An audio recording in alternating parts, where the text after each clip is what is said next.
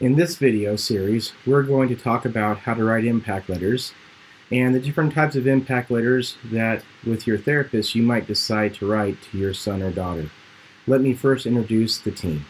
Hi, I'm Maddie Liebing, and I'm the clinical director. I'm a psychologist and marriage and family therapist and work with both programs. Hey, I'm Rachel. I'm a primary therapist for the Juniper Canyon program. Hello, I'm Ronnie. I'm a primary therapist for Juniper Canyon as well. Hi, I'm Steve Kern. I'm a therapist with Legacy. I am a licensed clinical social worker. Hi, I'm Sam. I'm a substance use counselor. I'm the infield therapist for Legacy, and I do some work for Juniper Canyon as well. I'm Jake. I'm also a substance use counselor, and I'm a primary therapist at Legacy. Devin Nanton, primary therapist and substance use counselor over at Legacy Outdoor Adventures. Hi, I'm David Weeder. I'm a primary therapist at Legacy. I am a clinical mental health counselor. And I am Troy Faddis. I am a clinical supervisor for both programs at Legacy Outdoor Adventures and Juniper Canyon. And I'm a licensed marriage and family therapist. Welcome to our video about impact letters. So let's talk about the 4 types of impact letters, or the 4 styles of impact letters. Because impact letters have a long history in treatment programs, particularly in wilderness therapy settings. And over time, they've changed and had variety and have probably improved, but it also is an individualized treatment intervention. It's one of those things that we use to meet the client where the client is at, which is why it's still important for us to understand the different types of impact letters that you might want to write and how to write each one and how to determine with your therapist which one it is that you should be writing. And I think that almost starts to move us into the third style, the experiential family therapy style, because I think working with the parents on their designing and completing that letter is a therapeutic intervention. I know with my parents, we end up 2 or 3 additions before we get there, and in that process, we're really looking at and understanding the family system better, and it becomes a family therapy intervention in helping them to come up with the letter that's going to be the most impact and in the most positive way with their children. So I don't know. I also think of this style as being a style all of its own, but it's also something that you may want to use in the other styles of letters too. Virginia Satir used to say that problem behavior is a result of unprocessed emotions. And so what this style of letter is not focusing on the events or the behavior themselves, but the emotional experience that you as a parent had or as a sibling, and also the emotional experience that you may have seen that they had.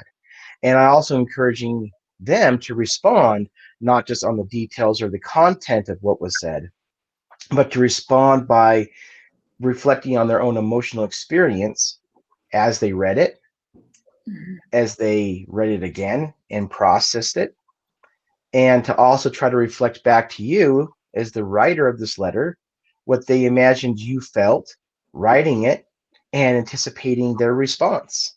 And so it's much more about trying to allow them to process the emotional experience, because emotions, once we have them, we have to make meaning of them.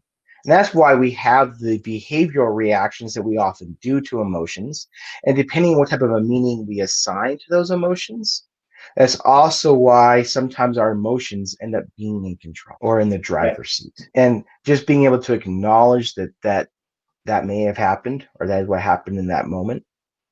And then what it was like for me as a parent to watch that happen, and the fear and the terror that I felt, knowing that there's nothing I can do but seeing this moving forward and progressing.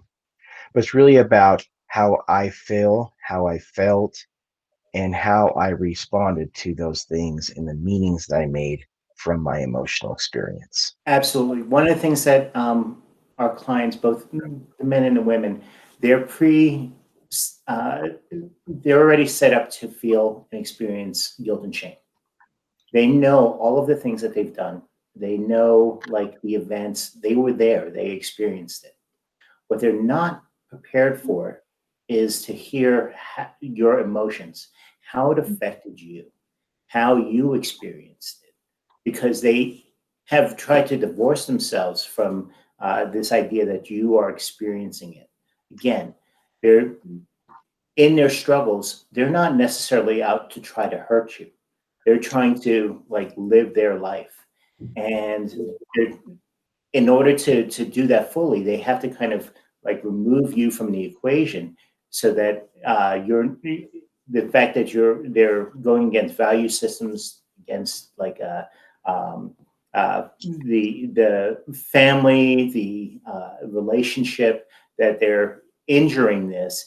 They're trying to remove themselves and detach themselves from that feeling.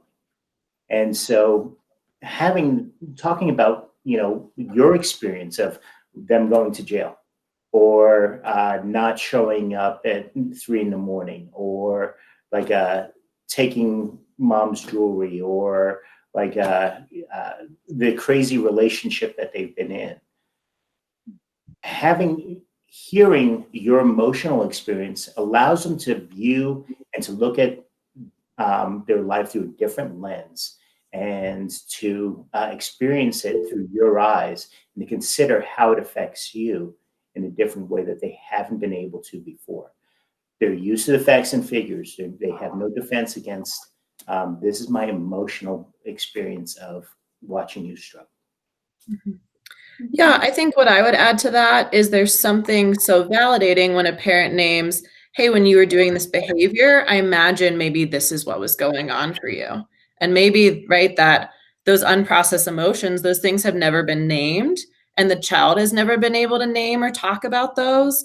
And so again, that moves us from a place of shame and stuckness to accountability and realness, but also validation of, hey, I imagine this is what you were going through, or maybe this was what was happening for you. And I'm taking the time to understand that while I'm asking you to look at my emotional experience as well. What you just described was the first couple steps of Dr. John Gottman's emotional coaching. And when I have parents write these type of impact letters, I have them try to integrate as many of those 5 steps as they can to emotionally coach. Yeah, that's the hardest part, I think, of the impact letter that I ask parents to write. For each statement or each paragraph, I ask them to think about what is the thing that happened, what's the behavior, what's the problem, what's the pattern, then what is your reaction to it, what did you go through, and then this really difficult part that Ronnie's talking about, what do you think your child went through? And through that, you're demonstrating empathy, you're you're understanding in a very direct way of your child's experience.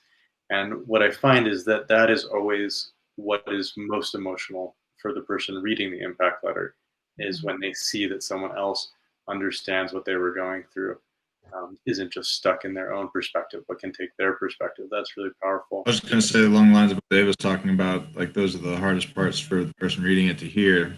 I find they're also the hardest for the author to write.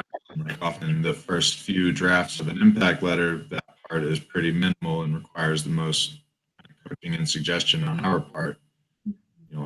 The elaborate paragraph in detail about what happened and the nature of some transgression, and then little to no insight about how the parent feels about it, or if they are able to include anything, it's quite minimal, which is good evidence of like their kind of stage of change process, and where they are within the family system, similar to the client, where the client is trying to get a handle on like accepting their actions and the impact on the family system, and that's something that they're learning how to do while being here, and impact letter being an intervention in that process.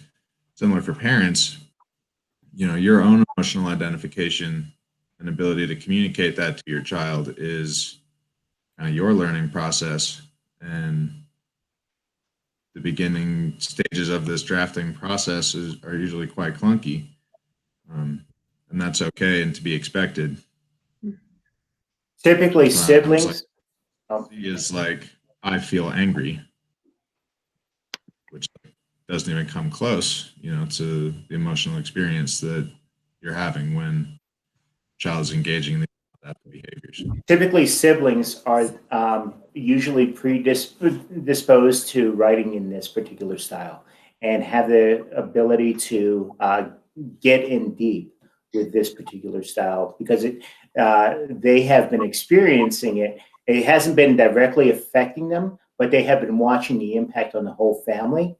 And sibling letters have a phenomenal effect on our clients in helping them see the overall effect on the family and being able to name, some of the challenges that the client has been facing and their reactions to it and how that has affected a widespread family effect. One really important lens for understanding the value of an impact letter is that it is an opportunity for parents or whoever's writing it to work on communication skills, emotional communication skills that parallel what the client is learning in the field in terms of how to use language, how to communicate assertively, structures that are helpful for saying hard things.